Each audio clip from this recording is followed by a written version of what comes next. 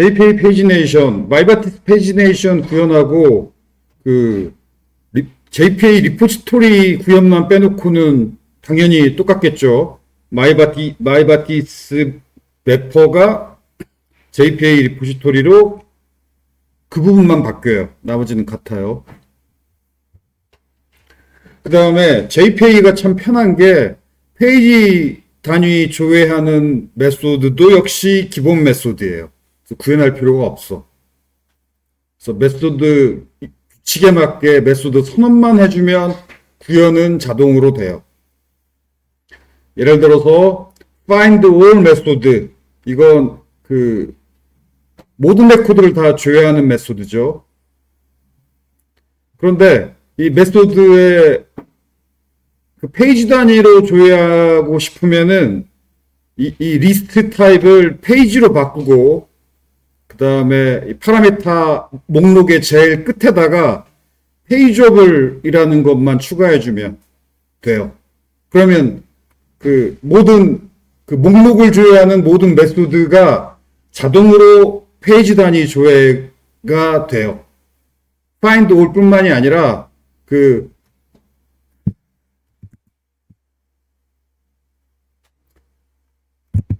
아무튼 예, 목록을 조회하는 여러 종류의 JPA 기본 메소드들이 있는데, 그 기본 메소드들의 리턴 타입을 리스트하고 엔티티 이렇게 하면 전체 레코드를 다 조회하고, 리스트 대신 페이지하고 엔티티 하면 페이지 단위로 조회를 해요. 그리고 페이지 단위 조회하니까 페이지 네이션 정보를 줘야지. 페이지 네이션 정보 클래스 JPA 클래스 이름이 저거예요. 페이지업을. 그러면 목록을 조회하는 JPA의 기본 메소드들이 다 페이지 단위로 조회를 해줘요. 그래서 매우 편하죠. 그래서 이런 식으로 사용하면 돼요. 그 다음에 이 페이지업을, 이 객체를 만드는 방법이 이거예요. 이렇게 하면 페이지업을 객체가 만들어지는데, 여기에다가 타입 적을 때는 페이지업이라고 적어놓고, 여기는 페이지 리퀘스트라고 적었죠? 뭐냐면 페이지업은 인터페이스고, 페이지 리퀘스트가 그 인터페이스를 구현한 자식 클래스야. 예를 들자면 자바에 리스트 인터페이스가 있죠. 그리고 리스트 인터페이스를 구현한 자식 클래스 중에 대표적인 게 어레이 리스트죠. 그래서 우리가 이런 식으로, 예를 들어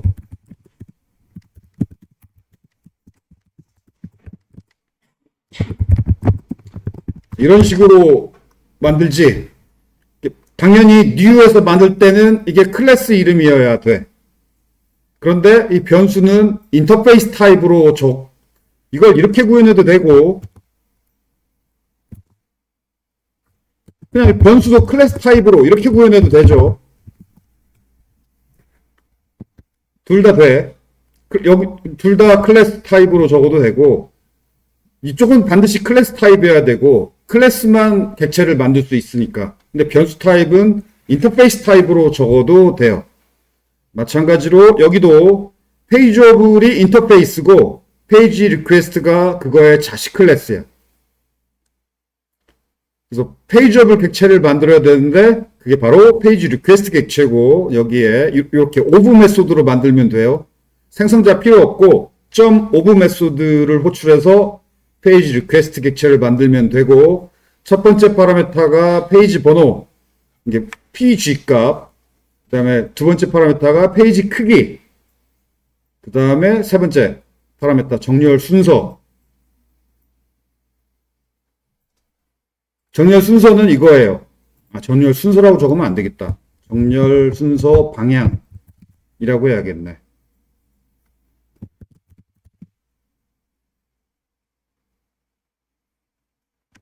정렬 순서 방향이라는 건 오름차순 방향, 내림차순 방향, ASC, DSC 둘 중에 하나여야 돼요. 세 번째 파라미터는.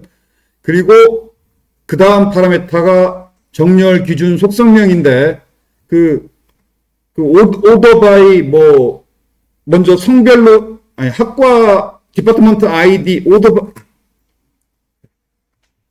말로 하지 말고, 오더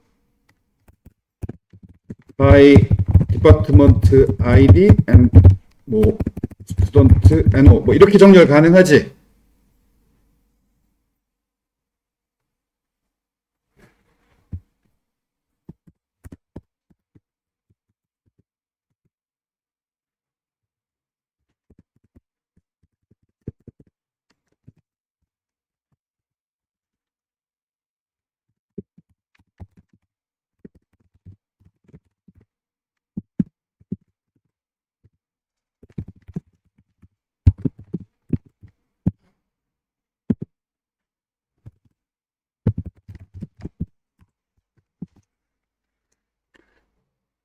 자, 여기 네 번째 파라미터부터 점점점 여러 개란 얘기죠. 아이, 이거 빼자. 뺍시다. 그냥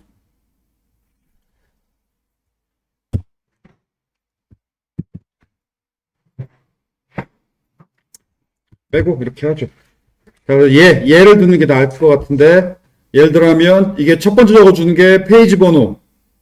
페이지 번호인데 0번부터 시작해요. 1번이 아니라 0번부터 시작한다는 거. 그 다음에 여기 10, 이게 한 페이지당 10개의 레코드. 그 다음에 오름차순, 그 다음에 그 정렬 기준 속성명, 필드명은 아이디 속성 기준으로 오름차순 정렬. 아이디 필드로 오름차순 정렬해서 첫 번째 페이지, 그리고 한 페이지당 10개 레코드. 이렇게 페이지 리퀘스트 객체를 만들어서 이렇게 그 페이지 리퀘스트 객체를 파라메타로 find all 메소드로 노출하면은 딱 그 요 현재 페이지에 해당하는 레코드만 조회해서 리턴해요.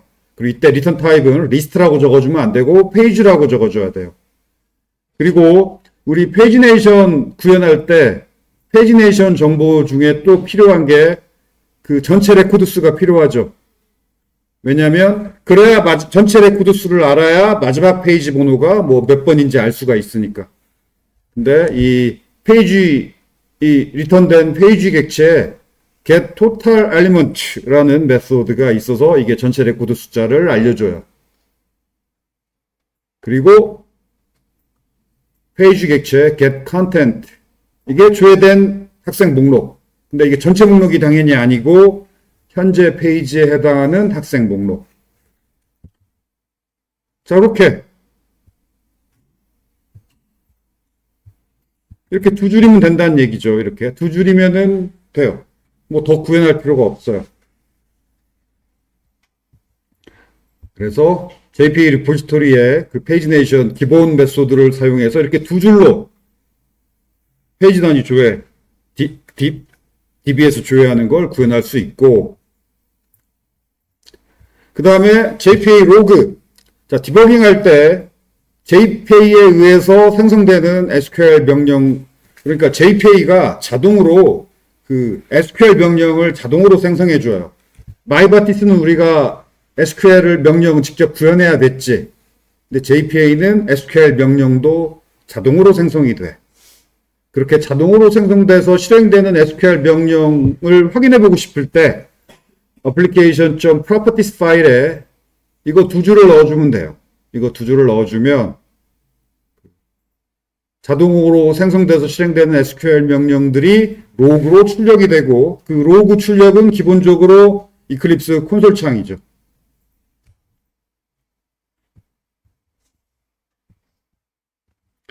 자, 만들어 봅시다.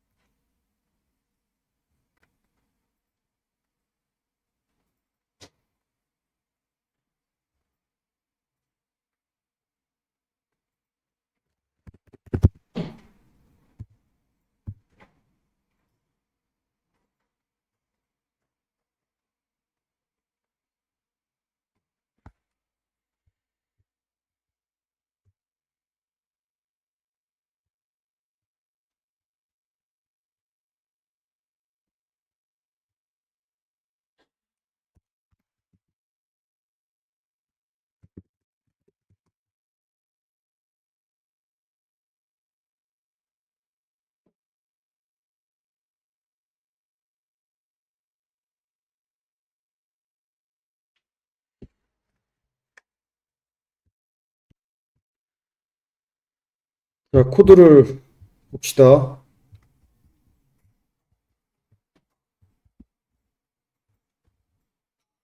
뭐, 엔티티 클래스, 뭐, 지난 시간에 배운 것과 차이가 없죠. 디파트먼트 엔티티, 스튜던트 엔티티, 이 부분이 싱글, 싱글 밸류드 어소시에이션, 디파트먼트 소속 학과 정보가 자동으로 조회돼서 여기 채워지죠.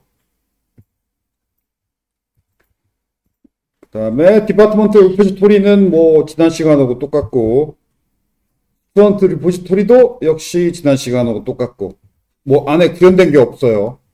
그쵸?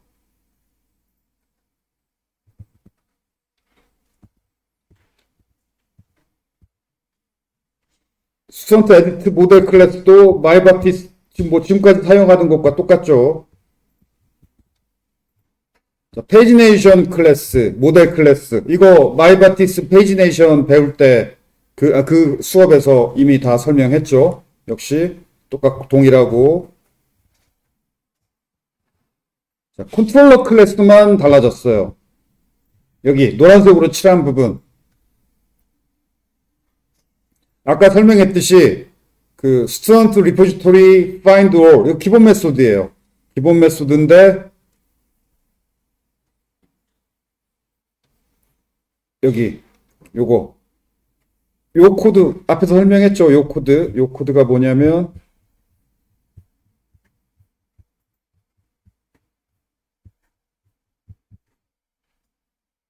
이거 페이지 리퀘스트 객체 만드는 방법. 이 코드 부분에 의해서 페이지 리퀘스트 객체가 만들어져요. 첫 번째 파라메타가 현재 페이지 번호인데 0번부터 시작해야 돼. 그리고 두 번째 이게 즉 pg 값인데 pg 값 빼기 1 해야지. 0번부터 시작하니까. pg 값은 1번부터 시작하고. 그 다음에 두 번째 파라메타가 페이지당 레코드 수 sg 값. 그 다음에 오름차순 id 오름차순. 자, 요거 이렇게 페이지 리퀘스트 객체를 만들어서 여기다 넣어야 되죠. 이 find all 메소드 파라메타로 넣어야 돼요. 그걸 컨트롤러 클래스에서는 한 줄로 했어요. 한 줄로 구현했어요. 여기부터 여기까지 이 부분이 바로 페이지 리퀘스트 객체 만드는 코드죠. pg 값 빼기 1 sg 그 다음에 id 오름차순. 왜냐면 현재 페이지 번호는 이 페이지네이션 모델 객체에 들어있잖아. 이거 마이바티스 페이지네이션 공부한 거 기억난다면 이게 바로 현재 페이지 번호고 근데 이건 1번부터 시작하니까 JPA는 0번부터 시작해야 되니까 빼기 2를 해줘야 되고 이게 SG 값, ID, 오름차순 이렇게 하면 그렇게 자동으로 조회돼요. 그렇게 조회돼서 조회 결과 페이지 객체. 자, 페이지 객체인데 이 페이지네이션 모델 객체에다가 레코드 카운트를 또 셋해 줘야 되죠. 왜냐면 그래서 이 페이지네이션 모델 객체가 뷰로 자동 전달되죠. 이거 아직까지도 이거 답 못 쓴 사람 있더라. 액션 메소드의 파라메타가 객체일 때 어떤 일이 자동으로 일어나죠? 첫 번째, 리퀘스트 파라메타가 자동으로 채워지지. 두 번째, 이 객체가 자동으로 모델에 add 드리프트 되죠. 그래서 자동으로 뷰에 전달돼요. 뷰로 전달되는데 뷰에 뭐가 전달돼야 되냐면 요 값도 전달돼야 돼. 이 레코드 전체 레코드 숫자가 페이지네이션 객체에 채워져서 얘가 자동으로 모델에 add attribute에서 뷰에 전달이 돼요. 뷰가 전체 레코드 숫자를 받아야 돼. 이 페이지네이션 객체에 채워서 여기 채웠죠. 전체 레코드 숫자를 채워서 이게 뷰에 자동으로 전달이 돼요. 왜냐면 이 페이지네이션 객체가 액션 메소드의 파라메타 객체라서 모델에 자동으로 add attribute 되죠. 뭐 나머지 부분은 같아요. 그다음 이 부분은 지난 시간에 설명한 부분이죠. 이 부분은 지난 시간에 봤던 예제하고 동일하죠. 이 부분도. 근데 마이바티스 구현하고 다르기 때문에 노란색으로 칠했고, 자, 이 노란색으로 칠한 부분은 마이바티스 페이지네이션 예제랑 다른 부분이 이 컨트롤러에서 노란색으로 칠한 부분이야. 이 노란색으로 칠한 부분 말고는 마이바티스 페이지네이션 구현하고 다 똑같고, 따라서 설명도 똑같기 때문에 이해 안 되는 부분이 있으면 마이바티스 페이지네이션 그 녹강에서 자세히 설명했으니까 그 녹강을 잘 다시 복습하기 바래요.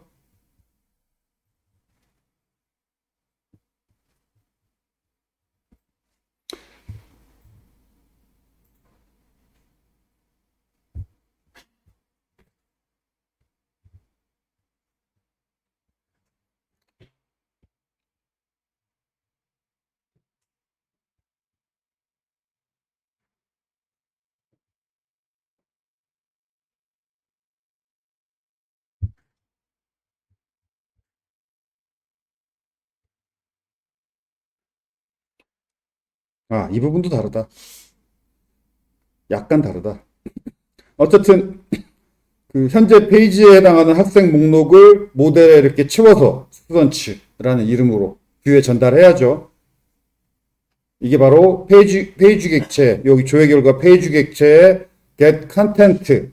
이게 바로 그 해당 페이지의 레코드, 그 해당 페이지에 해당하는 엔티티 객체 목록이에요. 즉 학생 목록, 현재 페이지에 해당하는 학생 객체 목록.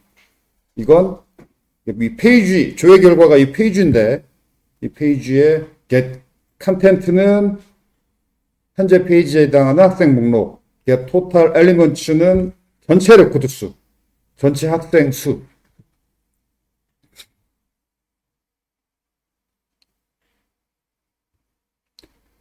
오케이. 자, common.css 뭐 똑같고 common.js도 마이바티스 페이지네이션 구현한 예제하고 동일하고 이 자바트 구현은 이 수업의 학습 목표는 아니에요. 그래서 시험 범위는 아니지만 그렇지만 아무리 백엔드 개발자도 이 정도 자바스크립트 코드는 구현할 줄 알아야 되고 이 코드에 대한 자세한 설명은 마이바티스 페이지네이션 강의 페이지에 적어놨어요. 설명 자세히 적어놨으니까 읽어보면 되겠고 혹시 이해 안 되는 부분 있으면 따로 뭐 질문을 해요. 카톡으로 질문해도 좋고.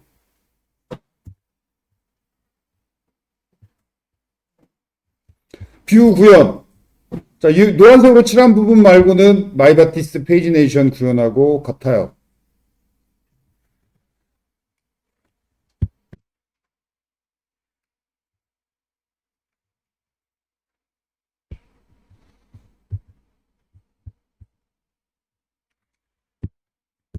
자, 다시 이 스튜던트 리스트 이 뷰에서 이 학생 등록 이 A 태그와 그다음에 학생 한 명 수정하려면 여기 이게 학번에 이렇게 링크가 있죠. 이렇게 학번을 이렇게 클릭하면 수정 화면으로 넘어가는 이게 링크죠. 학번이 이 링크. 자, 요 부분 설명이 좀 부족한 것 같아서 강의 노트 업데이트 했고 여기 이 부분이 바로 타임리프 지시자인데 th 콜론으로 시작하는 게 타임리프 지시자고 요 값이 그냥 평범한 문자열이 아니라 타임리프 코드예요. 타임리프 코드. 그리고 요 따옴표로 묶은 부분. 자, 코드에서 문자열은 따옴표로 묶어야지. 이게 타임리프 코드라서 그래. 타임리프 코드. 이 문자열에다가 플러스 요 값. 타임리프의 모델 애트리트 값은 이런 식으로 구현하죠. 그래서 이 create 물음표라는 문자열에다가 플러스 뒤에 뭘 붙여요. 뭘 붙이냐면 요 값을 pagination.queryString 요 값을 붙여요. 그래서 예를 들어서 이 pagination.queryString 속성값이 요거라면은 그러면 요 문자열에다가 요 값을 붙이니까 이 문자열 두 개를 붙이는 거죠. 그러면 요렇게 출력이 되죠. 이건 타임리프 소스 코드고 이 타임리프 소스 코드에 의해서 이렇게 문자열 두 개가 플러스 돼서 출력이 돼요.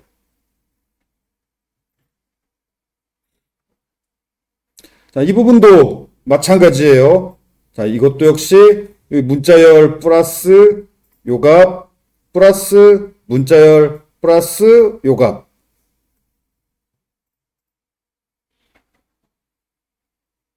그래서 예를 들어서 그 pagination.query string 요 값이 요 문자열이고 그 다음에 여기 st.id st객체 id 아이고 이건 필요 없구나.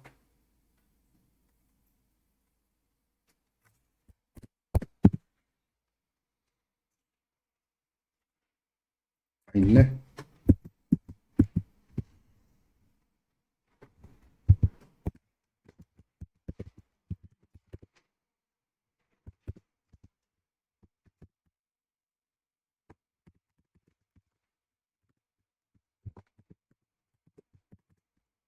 오케이. 자, st객체 스튜던트 no 속성값이 이거고 id 속성값이 3이라면은 이것도 색칠해야겠다.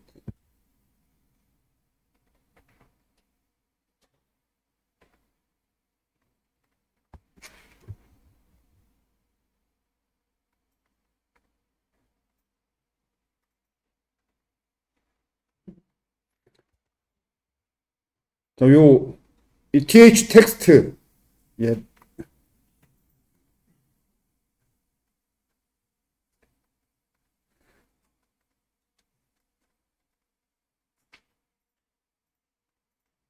자, 요 값이 th 텍스트 요 값이 2015140999이면 이 th 텍스트는 태그 사이에 텍스트로 출력이 되죠. 이 부분으로 태그 사이 텍스트로 출력이 되고 그다음에 th 텍스트가 아닌 나머지 th 뭐뭐뭐는 th 콜론 떼고 그냥 이렇게 출력이 돼요.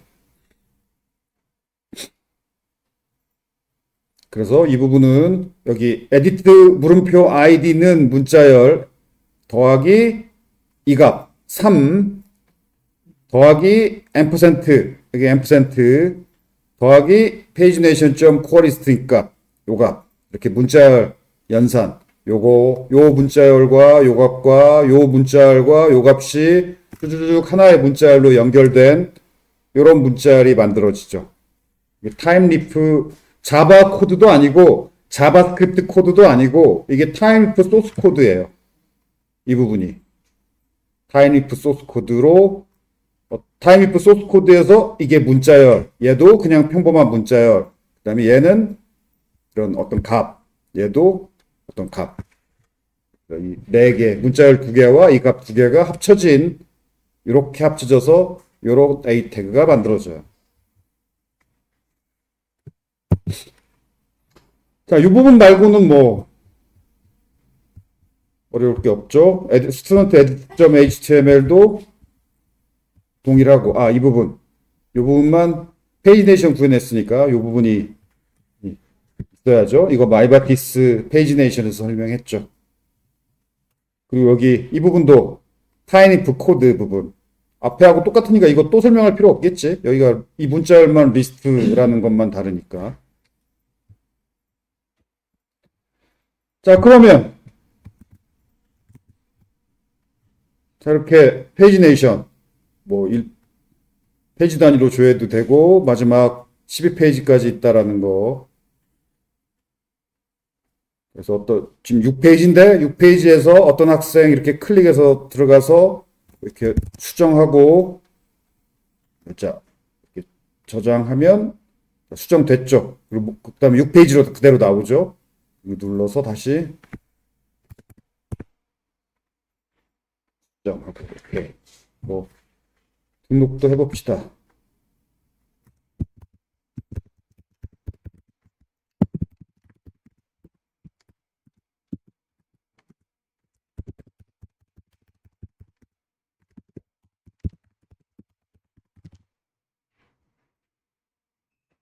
자, 이렇게 잘 등록이 되죠?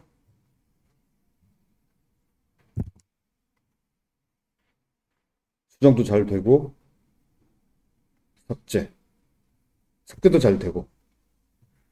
자, 이렇게 JPA를 이용하면 거의 마이바티스보다 훨씬 편하게 이 페이지네이션을 구현할 수 있어요. 잠깐 마이바티스 페이지네이션 구현하고 비교해 보자면 가장 차이가 나는 부분이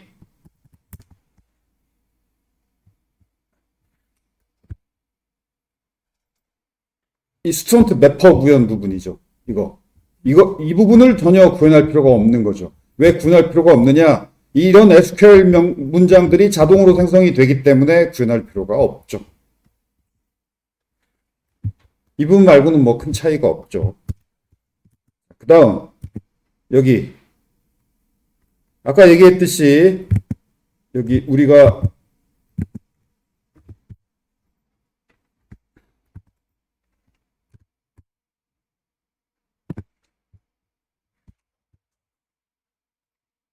application.properties 파일에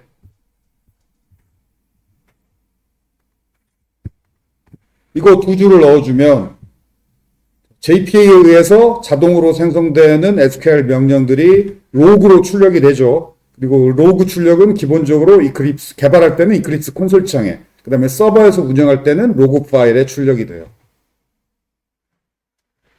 그래서 그 이클립스 콘솔창에 출력되는 SQL 명령을 확인해 봅시다. 지금 여기 지금 10번 페이지로 지웁시다. 여기 1번 페이지 누르면 1번 페이지가 조회돼서 화면에 출력이 되겠지. 자, 1번 페이지 클릭했어요. 자, 그런데 다시 지웠어요. 이 목록 지우고 1번 페이지에서 새로 고침합시다. 새로 고침하면 새로 고침 했는데 여기 와보면 SQL 명령이 몇 개가 생성돼서 실행된 걸 알 수가 있죠. 자, 첫 번째 실행된 SQL이 바로 페이지네이션, 학생 목록 페이지네이션 SQL 자동 생성된 거예요.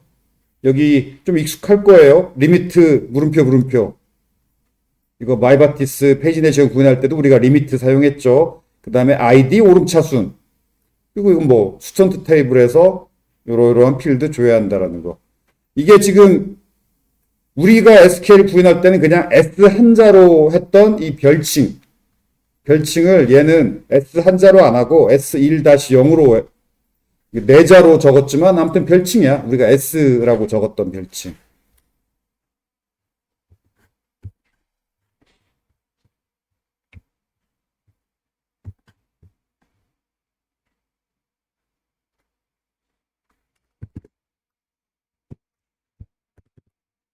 그리고 이 파라메타 값은 여기 물음표에 채워지는 파라메타 값은 그 아랫줄에 보여요. 아랫줄에 오른쪽 끝에 보면 첫 번째 물음표에 0이 채워졌고 두 번째 물음표에 15가 채워졌어요. 왜 0이 채워지냐면 첫 페이지니까. 그리고 15는 15개 레코드. 그 다음 두 번째 SQL은 뭐냐면 아까 싱글 밸리드 어소시에이션에 의해서 디파트먼트 소속 학과 정보가 자동으로 스튜던트 객체에 채워진다고 그랬죠. 싱글 밸리드 어소시에이션, 스튜던트 엔티티 객체 가봅시다.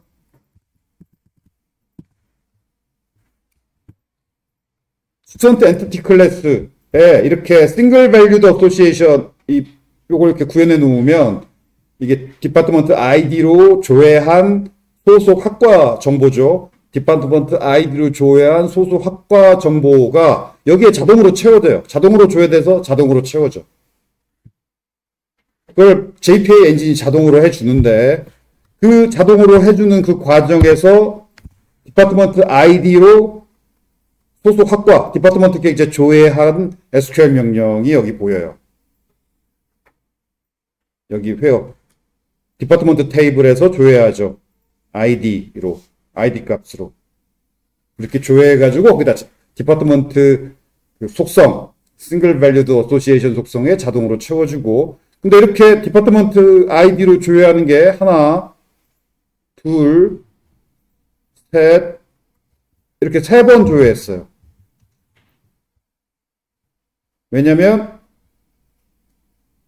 왜 세 번 조회했냐면, 그 다음에 여기 이 물음표에 뭐가 채워졌는지 보자면, 역시 오른쪽 끝으로 봐야지. 오른쪽 끝으로 가보면,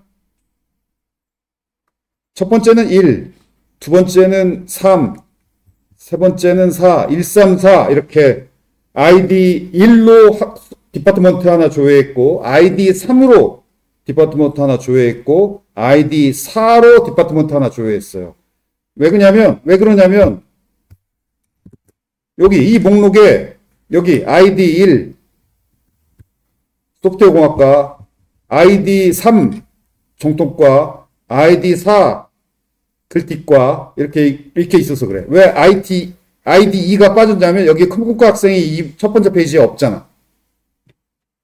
그리고 딱 세 번만 한 이유가 뭐냐면, 소프트웨어공학과 학생이 이렇게 여러 명 있다고 해서, 이 소프트웨어공학과 정보를 여러 번 조회할 필요 없잖아. 한 번 조회해서 다 채우면 되지.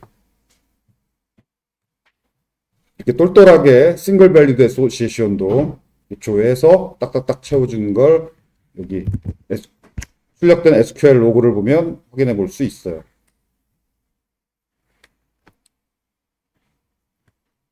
그래서 보다시피 그 JPA가 마이바티스에 비해서 자동으로 되는 게 많아서 편해.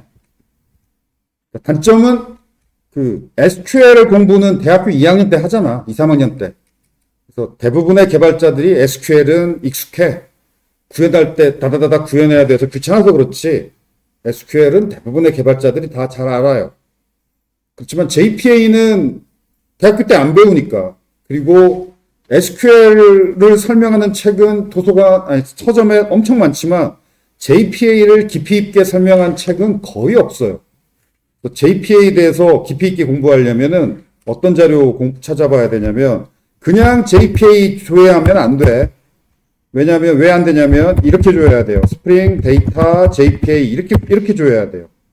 스프링 데이터 JPA. 왜 그러냐면은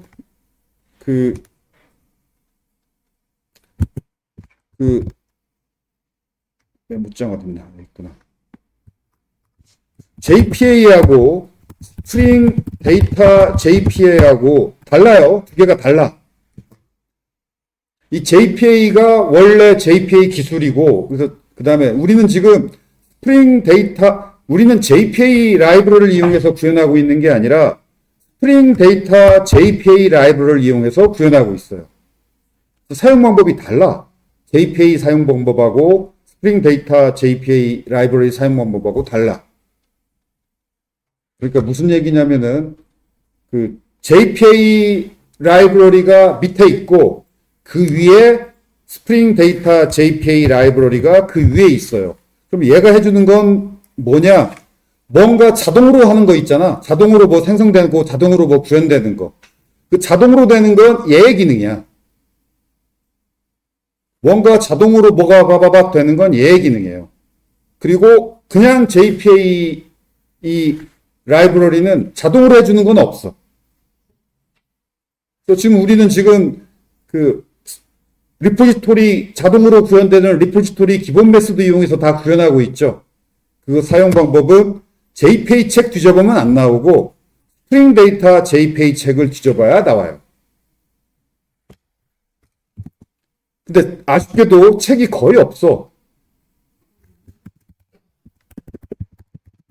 교보문고 가서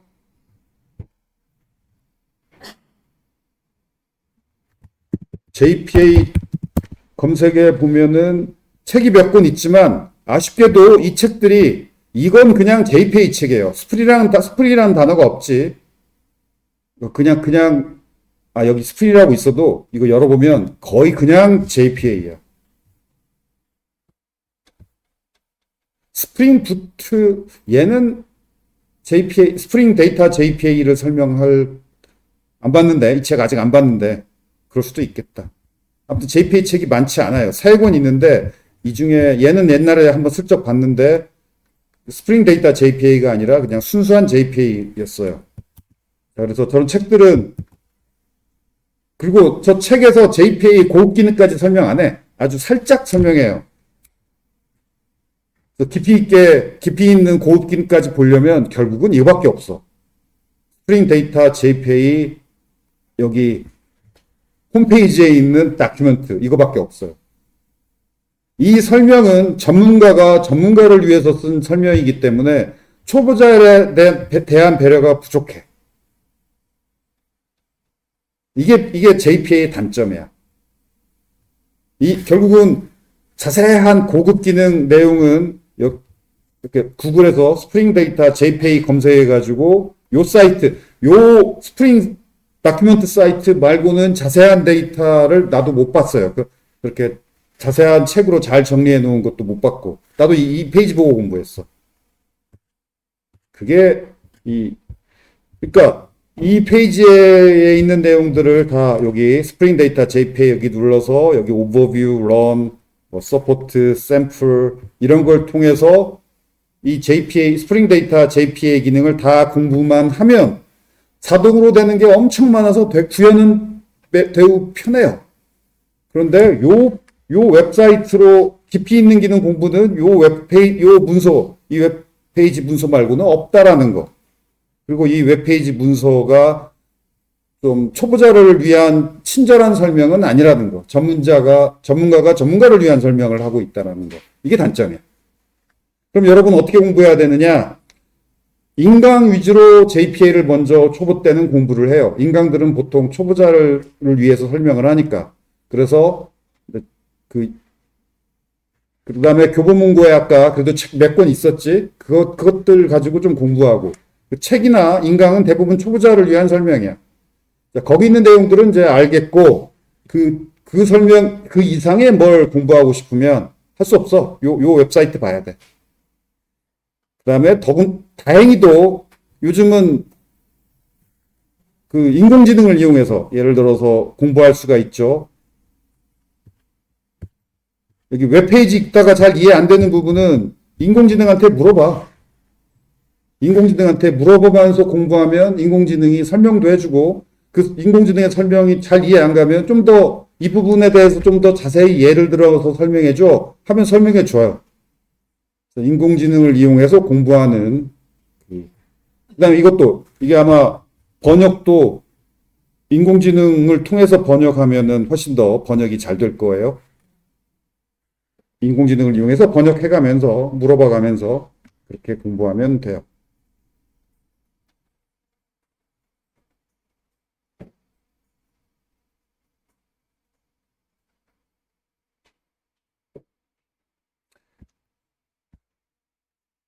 그다음에 내 강의 예제는 뭐 전에도 얘기했지만 굉장히 미니멀하게 여러분이 공부하기 편하라고 굉장히 미니멀하게 양을 확 줄였어요. 그래서 뭐 지금 이 예제에도 서비스 클래스 안 만들었지. 그래서 아마 여러분 회사 가면은 무조건 서비스 클래스를 만들고 또 뭐 서비스 클래스의 인터페이스도 만들고 뭐도 만들고 만들어야 될 게 되게 많을 거야. 그래서 내 강의 예제하고 완전히 똑같은 스타일로 회사 가서 할 리가 없어요. 나는 이건 여러분 이해하기 쉬우라고 정말 줄일 수 있는 최대한으로 줄였어. 회사 가면 이 정도 예제인데 이거보다 몇 배, 한 2배, 3배 더 코딩할 거예요. 뭐 그 얘기했죠? DTO 클래스, 엔티티 클래스 구별해서 쓴다고. 그리고 DTO 클래스하고 엔티티 클래스하고 변환하는 작업을 서비스 클래스다도 다 구현하고 아무튼 좀 더 훨씬 엄격해. 그래서 이 강의 예제에 있는 내용이야말로 여러분이 무조건 이해해야 돼요. 회사 가면은 이 정도 기능 구현할 때 이거보다 코딩량이 적어도 2배 아니면 3배쯤 돼요. 이것저것 많이 만들어.